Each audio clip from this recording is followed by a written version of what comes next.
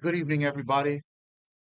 This is the Operation Smooth podcast, and tonight I am going to give you my honest thoughts on last Sunday's embarrassing, absolutely embarrassing 34 to 10 loss to the Miami Dolphins. And this isn't really going to be even my honest thoughts. This is going to be a rant. And before I get to the actual rant, I'm going to go into the stats for both teams and then I'm gonna go into my rant because I was hot Sunday and I'm hot now. So let's go to the stats first. For the Dolphins, Tua turned the ball over, didn't turn the ball over. Only 127 passing yards. I mean, he really didn't have to do a whole lot, and that's because of the running game for the Miami Dolphins. Uh, Devon Achane had 92 yards rushing. This Jalen Wright kid, who quite frankly I had never heard of until Sunday, 107 yards rushing. Jalen Waddle, 50 yards receiving and a touchdown. On defense, some guy named Seiler, their defensive tackle, 2.5 sacks. Is that Ashton Davis? You got to be kidding me. Ashton Davis, the former New York Jet, 6 tackles. Look at the total yards here, 358 total yards for the Dolphins. No turnovers. The Jets had three, 23 first downs. They control the time of possession, 4 of 4 in the red zone. But it was really the first quarter. Oh, but hold on, let me go to the Jets real quick. Tyrod Taylor, I believe he was he played the first drive, had a groin injury, which I'm gonna be honest, even though Tyrod Taylor is super brittle, I don't believe that. I think he just wanted to leave. He knew the Jets weren't gonna win. He wanted to go ahead and start filing his retirement paperwork. And so Brady Cook, the young rookie out of Missouri, he comes in and plays quarterback pretty much the rest of the game. He was obviously he didn't play well, but he was thrown into a situation that he shouldn't have been in. The Jets were down what 14, 21 nothing before he even got it going. 14 of 30, 163 yards, no touchdowns, two interceptions. That drop by Mechie when I believe it was 24 to 10, that could have changed the balance of the game. But I mean, who am I kidding? I mean, the Jets were not going to win. It was over after the first quarter, but let me finish with the stats. Then I'll go on the rant. Brees Hall couldn't get it going, 14 rushes for 43 yards.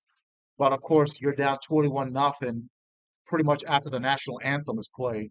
So, of course, he's not going to get going. Mason Taylor did have a solid game, 5 receptions for 51 yards.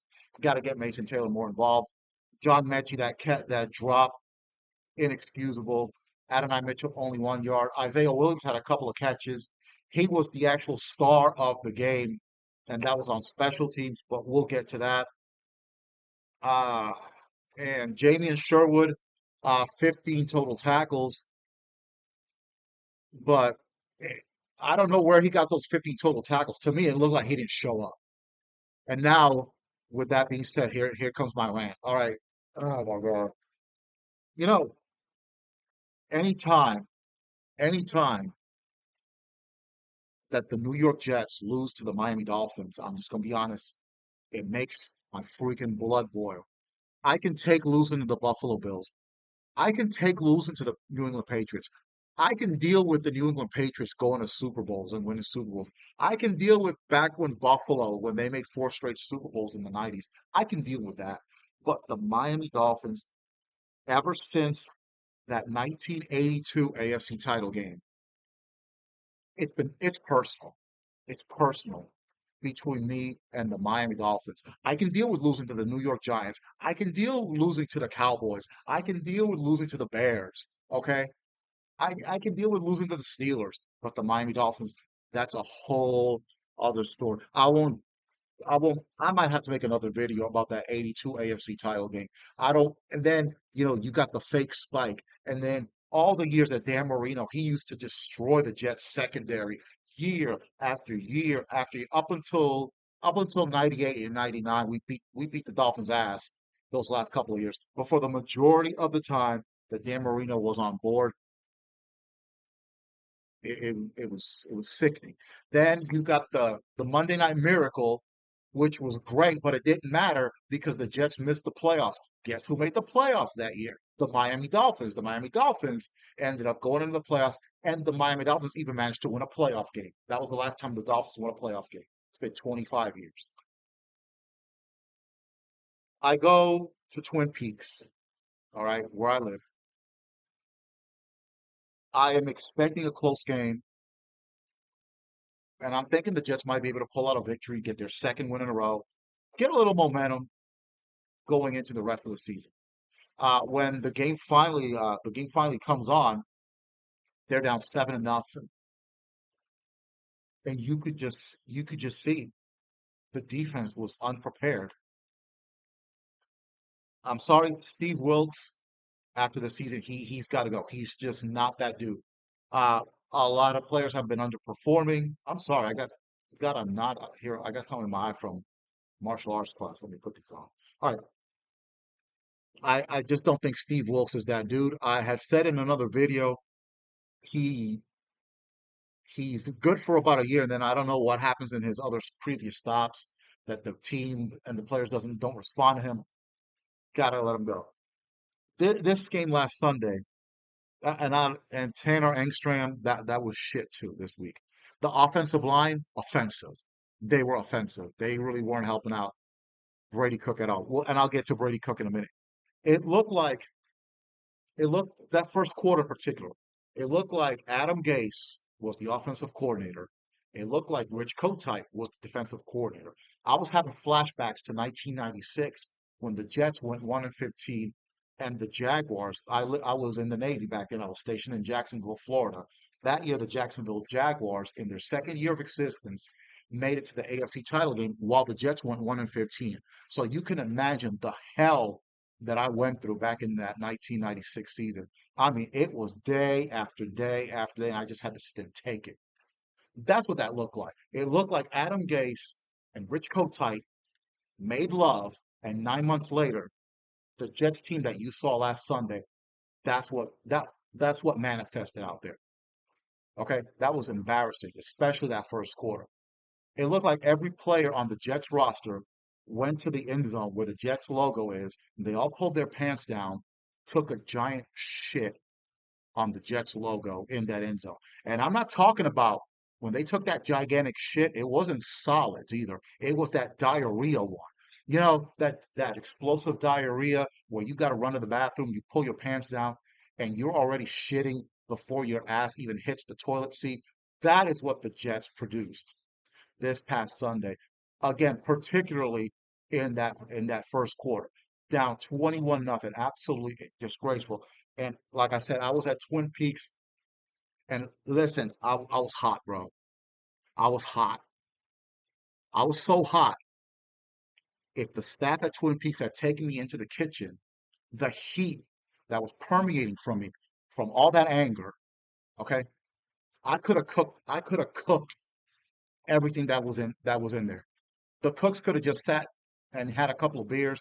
The heat from the anger that was permeating from me. I could have cooked all the salmon, all the cheese curds, and all the all the wings, whatever it is that they serve at Twin Peaks. It, that's how angry. That's how angry I was. It's a good thing there wasn't any Dolphins fans there because they might have been a fight up in that place. As pissed off as I was. All right. So, okay, I think I'm good now. So I think my rant is over. The Jets lose 34-10. I'm glad Aaron Glenn took responsibility because ultimately it's on him. That was the worst performance of the season. I had said in a couple of videos that I felt that they quit against Buffalo a bit, they quit against the Cowboys, but at least they quit around the third quarter. Okay, this team, they quit before the game even started against the Dolphins. They quit immediately. I don't know what to say. Brady Cook, I'll be fair to him. It was only his first NFL start. I mean, man, he got an arm, man. He can throw it, but he's throwing. He's throwing 100 miles an hour out there. He looked like Brett Favre out there the way he was slinging that ball. He was hitting the guys so hard that they couldn't catch the ball. But like I said, we gotta give him a pass. Um, I think that Brady Cook should start the remainder of the season and evaluate him. I don't think he's that guy. I don't think he's going to be the franchise quarterback. So obviously, the Jets will have to draft a franchise quarterback either in this year's draft or in 2027.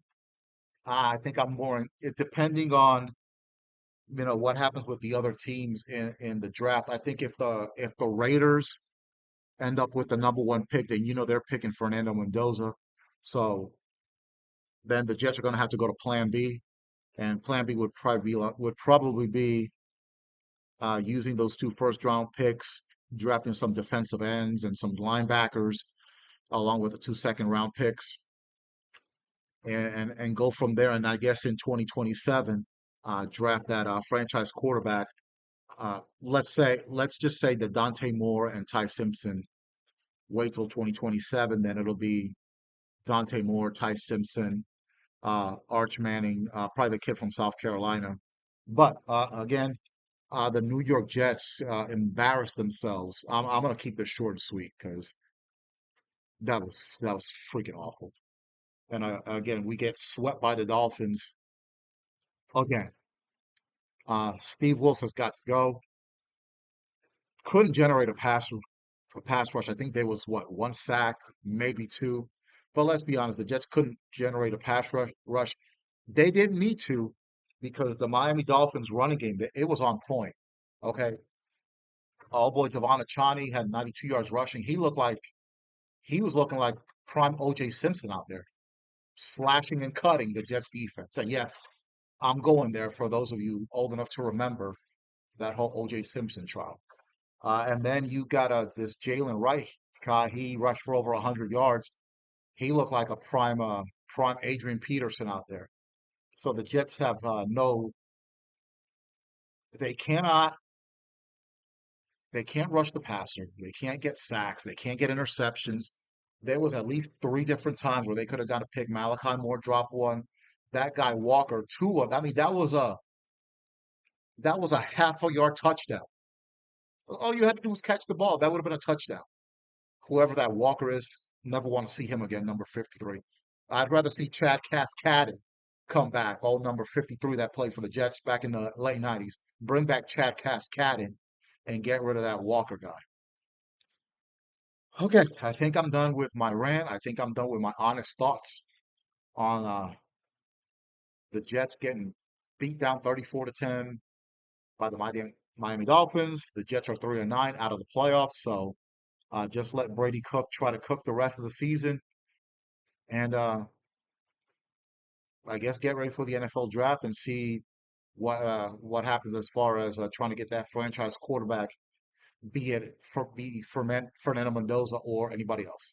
So that's it. These are my honest thoughts. This is the Operation Smooth podcast, and I am out.